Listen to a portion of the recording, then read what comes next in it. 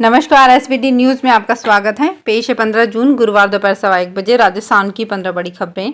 इस news bulletin के प्रायोजक हैं विनी केक एंड मोर। सबसे पहले एक नजर डालते हैं आज की हेडलाइंस पर। शहीद शांति रक्षकों के लिए नई स्मारक दीवार बनाने पर पीएम ने जताई खुशी। गहलोत बोले, भाजपा आरक्षण खत्म करना चाहती है, कांग्रेस में बनेगा भविष्य। सीएम अशोक गहलोत का आज भरतपुर दौरा, किसान सभा को करेंगे संबोधित। 50,000 लोगों की बैठने की व्यवस्था। तूफान बिपरजॉय कच्छ से 180 किलोमीटर दूर, शाम तक पहुंचेगा। रामेश्वरम यात्रा पर जा रहे बुजुर्ग बोले, हमारे सीएम श्रवण कुमार जैसे। और अब खबरें विस्तार से। प्रधानमंत्री नरेंद्र मोदी ने यूएनजीए में शहीद शांति रक्षकों के लिए नई स्मारक दीवार बनाने के प्रस्ताव को मंजूरी मिलने पर खुशी जताई है। पीएम मोदी ने गुरुवार को कहा कि शहीद शांति रक्षकों के लिए नई स्मारक दीवार स्थापित करने के भारत के प्रस्ताव को संयुक्त राष्ट्र महासभा में स्वीकार कर लिया गया है। प्रधानमंत्री ने इस प्रस्ताव का समर्थन करने वाले सभी देशों का आभार जताया। उन्होंने कहा, यूएनजीए में पारित प्रस्ताव को रिकॉर्ड 190 देशों ने सह प्रायोजित किया है।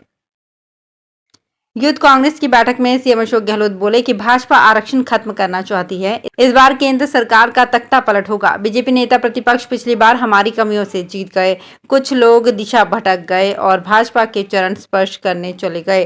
कांग्रेस युवाओं को लगातार आगे बढ़ा रही है। सीएम अशोक गहलोत भरतपुर की नगर विधानसभा के सीकरी कस्बे में आज गुरुवार 2 बजे आएंगे, जहां वो एक किसान सभा को संबोधित करेंगे। सीएम अशोक गहलोत 157 करोड़ के 7 विकास कार्यों का शिलान्यास करेंगे, साथ ही 8 करोड़ के 2 विकास कार्यों का लोकार्पण करेंगे। इसके अलावा महंगाई राहत शिविर और प्रशासन शहरों के संग अभियान का जायजा लेंगे। ये कार्यक्रम नगर रोड पर टोल टैक्स के पास आयोजित किया जाएगा।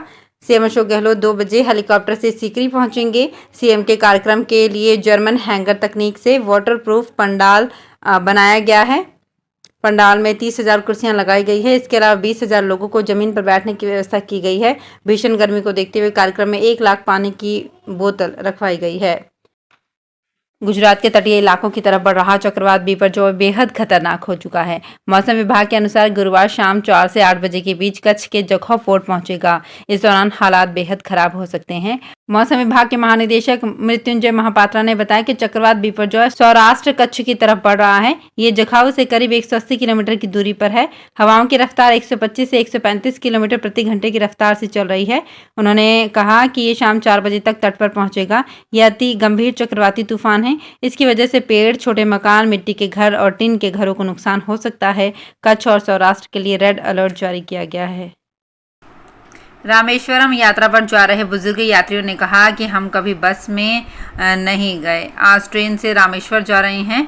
वर्षों पुरानी इच्छा आज पूरी हो रही है। देवस्थान विभाग की ओर से वरिष्ठ नागरिक तीर्थ यात्रा योजना के जरिए स्पेशल ट्रेन जयपुर से रामेश्वरम स्टेशन के लिए रवाना हुई। इसे देवस्थान विभाग की मंत्री शकुंतला रावत ने हरी झंडी दिखाकर रवाना किया। इस ट्रेन में दौसा, झुंझुनू, कोटा व बूंदी के 970 यात्री तीर्थ यात्रा पर गए हैं। ट्रेन रवाना होने पर कई बुजुर्ग बोले, हमारे सीएम श्रवण कुमार जैसे हैं जो हमें तीर्थ करवा रहे हैं। राजस्थान के पूर्व सीएम जगन्नाथ पहाड़िया के बेटे ओम प्रकाश पहाड़िया के कांग्रेस छोड़कर बीजेपी में जाने के बाद कांग्रेस ने पुराने दिग्गजों के परिवारों को बुलाकर उनका मन टटोलना शुरू कर दिया है। कांग्रेस प्रभारी सुखजिंदर सिंह रंधावा ने कांग्रेस वॉर रूम में पूर्व सीएम जगन्नाथ पहाड़िया के छोटे बेटे की पत्नी और उनके बेटों से मुलाकात की। रंधावा ने 2 पूर्व मुख्यमंत्रियों और 3 पूर्व प्रदेश अध्यक्षों के परिवारों से मिलकर कांग्रेस की सियासत पर चर्चा की। ये सभी परिवार टिकट भी चाहते हैं। पूर्व सीएम पहाड़िया के बेटे ओम प्रकाश पहाड़िया ने 2 दिन पहले ही कांग्रेस छोड़ी थी। रंधावा अब लगातार पुराने कांग्रेस परिवारों से मिलेंगे। झुंझुनू जिले में स्कूलों में प्रवेशोत्सव को लेकर रीतिश्री कर ली जाती है। इसके चलते सरकारी स्कूलों में विद्यार्थी नहीं जुड़ पाते हैं, परंतु इस बार जिला शिक्षा अधिकारियों को राजस्थान स्कूल शिक्षा परिषद ने आदेश दिए हैं कि चाहे शहरी क्षेत्र हो या ग्रामीण क्षेत्र, होटल, दुकान, किसी के घर या अन्य कहीं बाल श्रमिक काम करते दिखे तो उन्हें वहां से मुक्त कराएं और स्कूल से जोड़ें। इसके अलावा अनामांकित और ड्रॉप आउट को तो जोड़ना ही है। अगर इस कार्य में कोताही बरती गई तो जिला शिक्षा अधिकारी से लेकर संस्था प्रधान तक इसके लिए जिम्मेदार होंगे। प्रथम चरण में हाउस होल्ड सर्वे 24 जून से 17 जुलाई तक चलेगा। राजस्थान स्कूल शिक्षा परिषद ने विवेकानंद मॉडल स्कूल में 11वीं कक्षा में रिक्त सीटों पर प्रवेश का शेड्यूल जारी किया है। इन स्कूलों में संबंधित कक्षा में प्रवेश के लिए 22 जून तक आवेदन किए जा सकेंगे।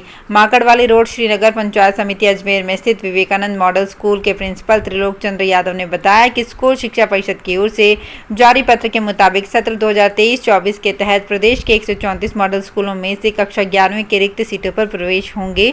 विज्ञान संकाय के लिए मॉडल स्कूल से 10वीं पास विद्यार्थियों के लिए प्रतिशत की बाध्यता नहीं है।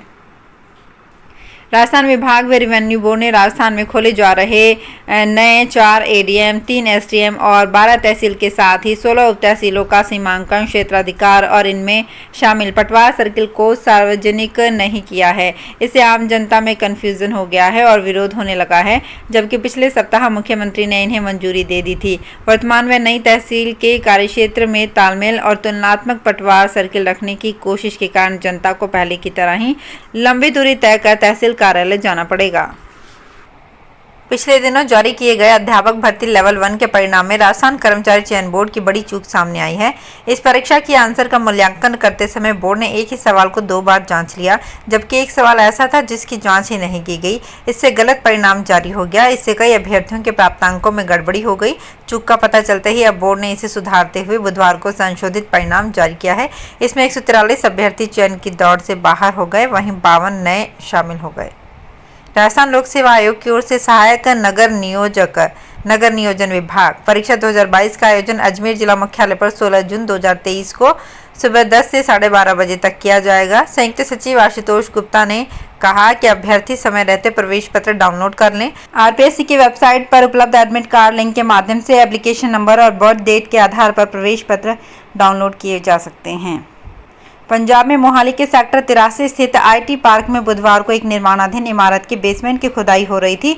इस दौरान साथ लगती एक कंपनी की बाउंड्री वॉल गिर गई। इससे पार्किंग एरिया में खड़ी कई कार और बाइक गहरे गड्ढे में गिर गई और मलबे में दब गई। गनीमत ये रही कि इस हादसे में कोई हताहत नहीं हुआ। चित्तौड़गढ़ में विधायक खेल महाकुंभ बुधवार रात को खत्म हुआ। इस आयोजन में भाजपा पार्टी के राष्ट्रीय मंत्री अलका गुर्जर, इंटरनेशनल पहलवान मौसम खत्री शामिल हुए। विजेता टीमों को प्राइज और प्राइज मनी दिया गया। इस दौरान राष्ट्रीय मंत्री अलका गुर्जर ने खेलों में महिलाओं को भी आगे आने के लिए कहा। वहीं विधायक ने अगले साल और भी गेम्स को इस महाकुंभ में शामिल करने की बात कही। राष्ट्रीय मंत्री अलका गुर्जर ने संबोधित करते हुए कहा कि यहां आकर माहौल देखकर लगता है कि ये सिर्फ प्रतियोगिता नहीं, सच में महाकुंभ है। केंद्रीय माध्यमिक शिक्षा बोर्ड के 10वीं और 12वीं के सप्लीमेंट्री एग्जाम 17 जुलाई से शुरू होंगे। 12वीं के सभी एग्जाम इसी दिन पूरे हो जाएंगे, जबकि 10वीं के सब्जेक्ट वाइज एग्जाम 1 सप्ताह तक चलेंगे। संबंधित स्कूल फीस और स्टूडेंट्स की लिस्ट 15 जून तक बगैर विलंब शुल्क के ऑनलाइन अपलोड कर सकेंगे, जबकि 16 और 17 जून को 2000 विलंब शुल्क से फॉर्म अपलोड कर सकेंगे। 12वीं के रेगुलर स्टूडेंट जो कंपार्टमेंट आए हैं वो एक और 10वीं के स्टूडेंट 2 सब्जेक्ट में आवेदन कर सकते हैं। भारतीय रेलवे में नौकरी की तैयारी कर रहे युवाओं के लिए शानदार मौका है। रेलवे में 772 पदों पर वैकेंसी निकली है, जिसके लिए 24 साल तक की उम्र के 10वीं पास उम्मीदवार रेलवे की ऑफिशियल वेबसाइट पर जाकर 7 जुलाई तक ऑनलाइन अप्लाई कर सकते हैं। रेलवे की ओर से निकाली गई बम्पर भर्ती में उम्मीदवारों का सिलेक्शन बिना परीक्षा के सीधे 10वीं के नंबर के आधार पर किया जाएगा। तो फिलहाल इस बुलेटिन में इतना ही। फिर हाजिर होंगे कुछ और बड़ी खबरों के साथ।